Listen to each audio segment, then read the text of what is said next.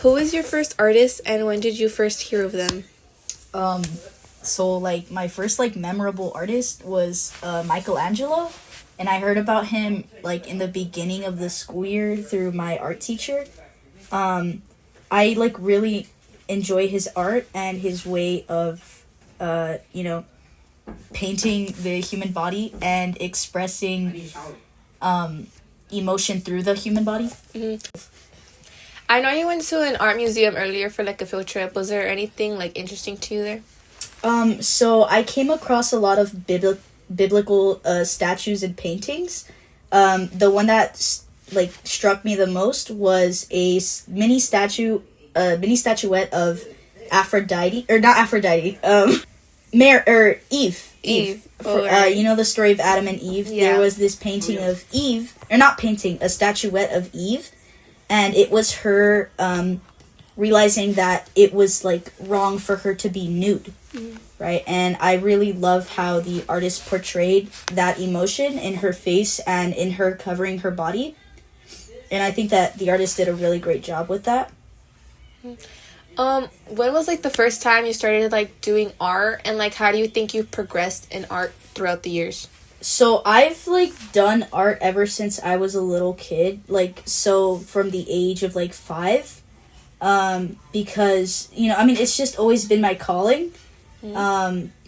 It's just always something that I've done and I've always lived with doing it. So I don't see a life where I'm not doing it, and so because I've always done this, I've improved a lot throughout the years. I started taking art seriously when I was about 13 years old. I started selling commissions online, and people would, commission me to draw a character of their own in my art style.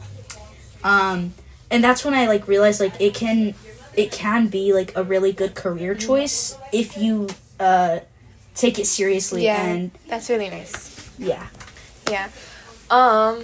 So I know you really like to paint, and whenever I see you like paint or drawing, like I see that you have your headphones in. Does listening to music like really help you focus in like the moment of drawing? Definitely. I love listening to music when I'm painting. I think that it helps me of painting and drawing and whatnot. And I think that it's great for really like calming down and not worrying about like whether or not you make mistakes, because you're so like in the music and you're so in the painting that it doesn't bother you. So I think music is very good for like helping you focus, and yeah, it's great. Yeah.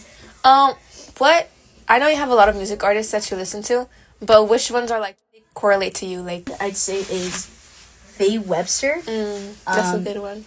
Yeah, she has a very nice voice and she has a very poetic way with words. And I think that, stuff like that is underappreciated nowadays.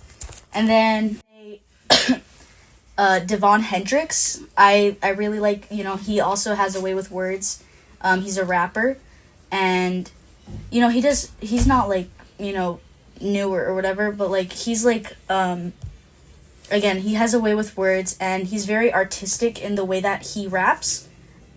So yeah, I really like that about him. Mm-hmm.